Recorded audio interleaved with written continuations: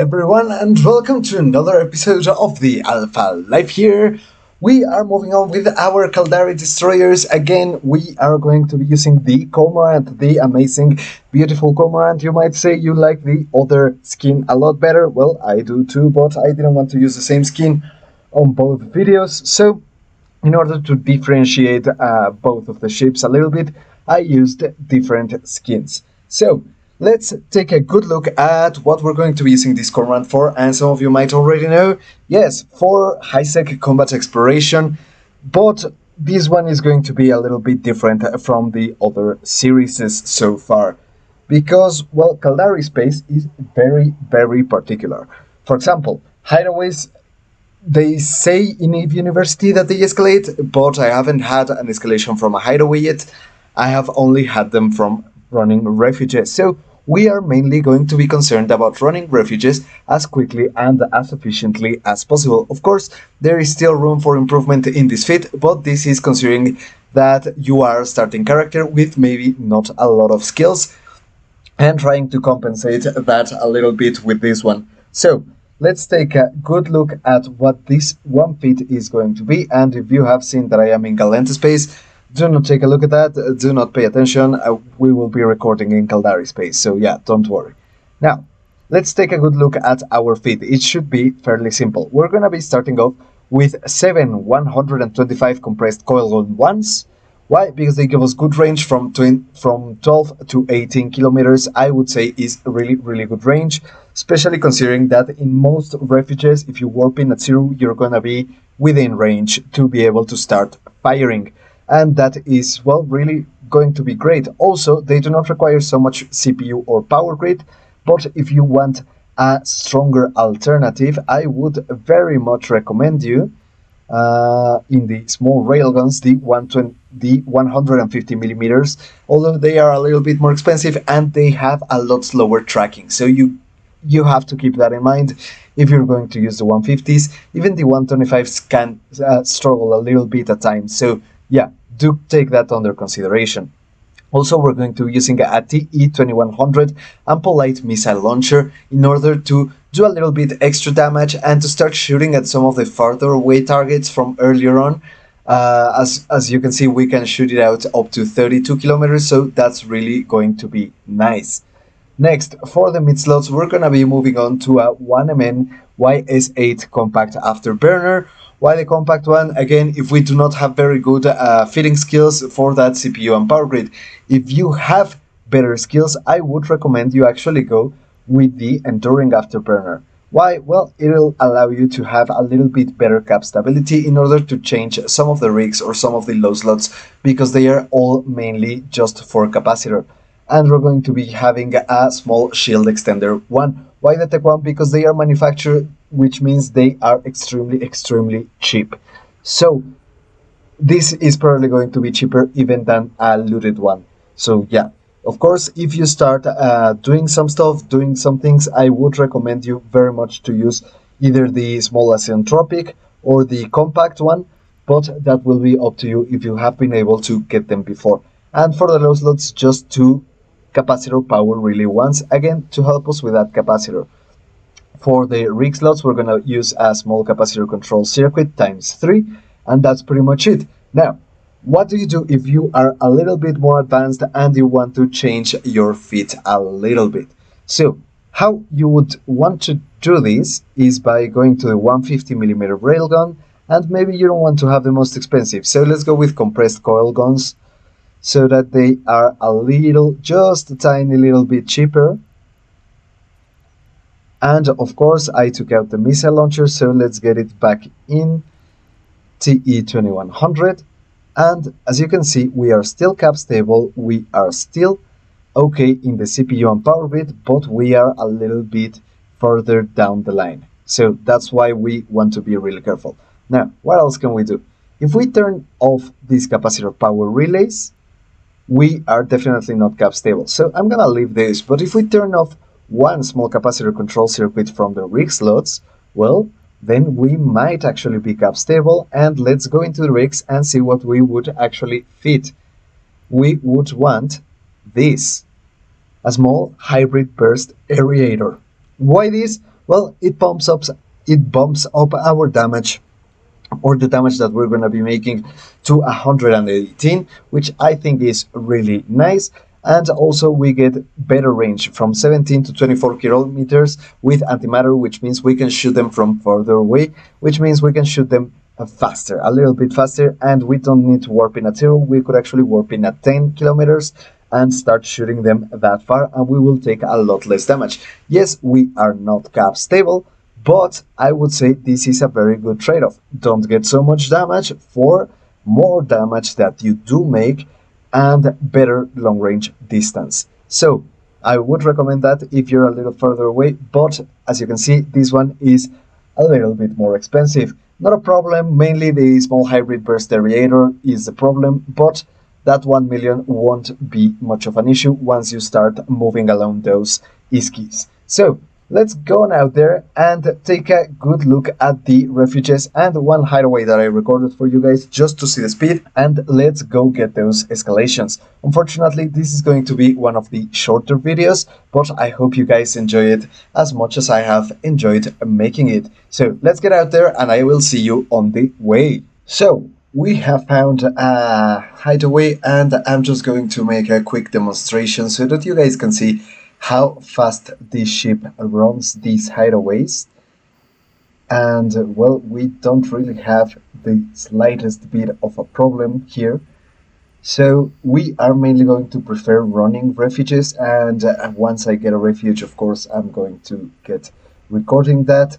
But yeah, as you can see, absolutely no issues with the hideaway. And we haven't even taken any damage thanks to our railguns being somewhat long range and our missiles being definitely long range. So let's just take everything down so that you guys can see that, well, this ship really does make quick work of our enemies. As you can see, most of them we can take out with only one shot, and the rest of them, well, they fall down pretty easily. See, let's go get ourselves some good loot, so that of course this is the loot that we're going to be using to fit other ships and stuff like that, so that's always handy. And of course we want to get the escalation. Unfortunately, I have never gotten a 4 out of 10 escalation from a hideaway, but in the EVE University page, which I would recommend you use if you're running combat sites, it does state that you could get them from hideaways or refuges, but I do recommend the refuges a lot more. At least I have gotten more 4 out of 10 escalations from the refuges. Or if, like in the last video, if you want to take it a little bit easier and make a small trip to Galente space, you can actually run the hideaways and the refuges without any problem, but this fit will also be able to run the 3 out of 10. Unfortunately, we will not be taking a good look into that one. But the strategy is fairly simple. You're going to use a little bit different ammunition. You're going to be using Antimatter S. So, a refuge, great. So, for the 3 out of 10s, the narcotics warehouse in Galente space, we are going to be using the same guns, the same missile launcher, but we're going to use some iron, let me just simulate it for you so that you can see, now, charges over here. Ooh, there's a lot of people here, and this is what I mean. Iron Charge S. This is what I mean that I do not like. I do not really enjoy about Caldari space, because it's just full of people, and yeah. So let's keep moving on. And as you can see, with the iron charges, we get 40 to 46 kilometers. So that is really amazing. And we are really going to try to take advantage of that. So yeah, let's move on, and I will get back to you guys once I get a refuge that's somewhat empty. So fortunately, we have finally gotten a refuge that is somewhat empty. And what we're going to want to do, let me just stop looking at that. Well, we're going to want to orbit the cargo rig or the sentry tower, and we're gonna want to orbit at 10 because we get a very good 18 to 12 kilometer range, and then we're going to take out the missile launcher first. After that, we're gonna move on to the frigates and try to take them out as fast as possible, just because, well, it's very likely that we're going to get some people in the site, so we need to run it as fast as we can. And of course, those PT saboteurs being as annoying as usual, I'm gonna take him down first. Of course, they are both PT, of course, they both have these lock disruptors, but well, let's take them out. And as you can see, we shouldn't really have any problems as long as we don't get anyone competing with us for this site. As you can see, we are still within optimal 18 to 12, so we shouldn't really have any problems even applying our damage because we are orbiting so far away.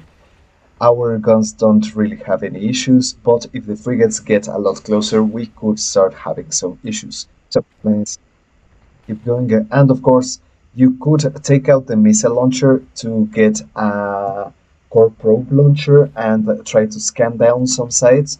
I tried that, but I got a lot of competition for the few sites that I was actually able to scan down, because there aren't that many sites in Caldari space, but everyone is just running them constantly. So for example, the 1 out of 10s, the 2 out of 10s, and even the 3 out of 10s are incredibly easy to run, but incredibly hard to run in Caldari space just because it is so full of people. And well, unfortunately, most of the competitors that you're going to have, they are going to have a lot better ships than you.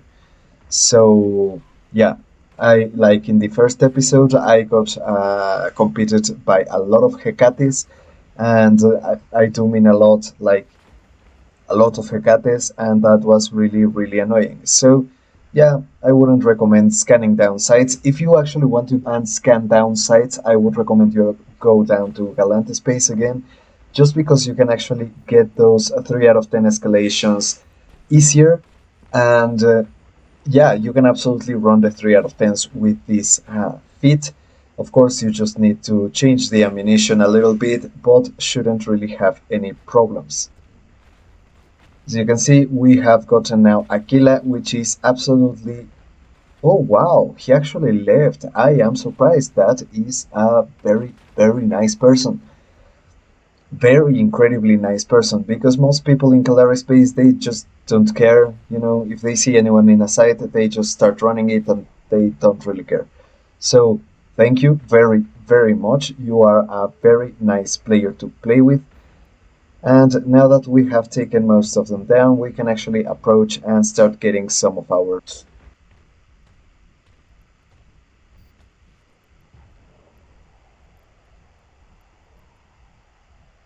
So as you saw, I am making a route. You always want to be able to have a route available to you and still have the agency window in the exploration window running.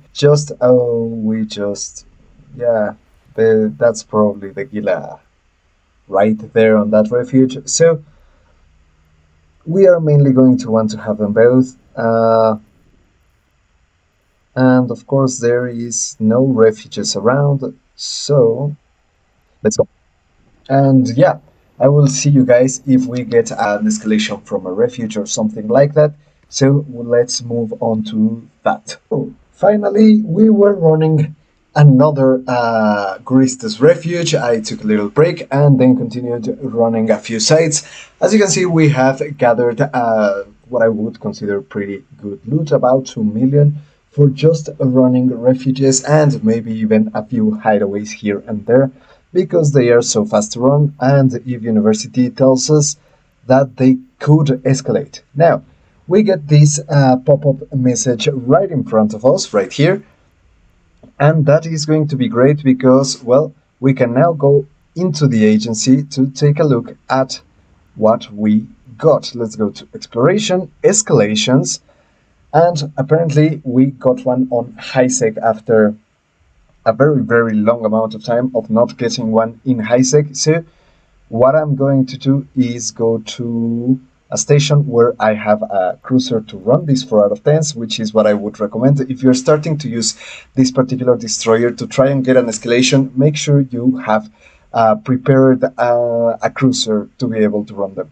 Now, Of course, I'm going to give you two options to run the 4 out of 10s, and I'm going to make one video per each one of them.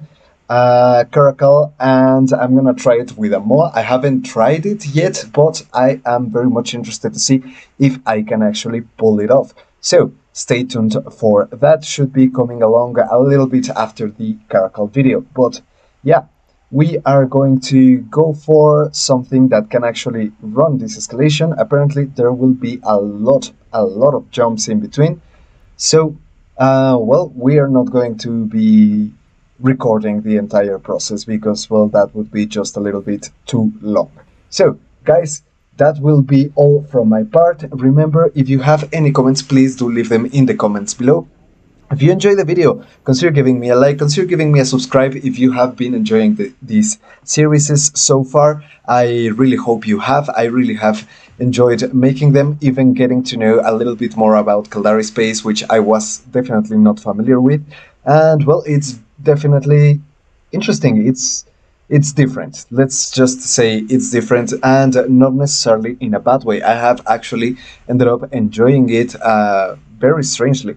But yeah, it's nice. So, guys, thank you also very much for watching. Please consider giving me a like, consider giving me a subscribe. If you find it in your heart, do let me know what you think about my editing, what you think about the videos so far, what do you like about the series.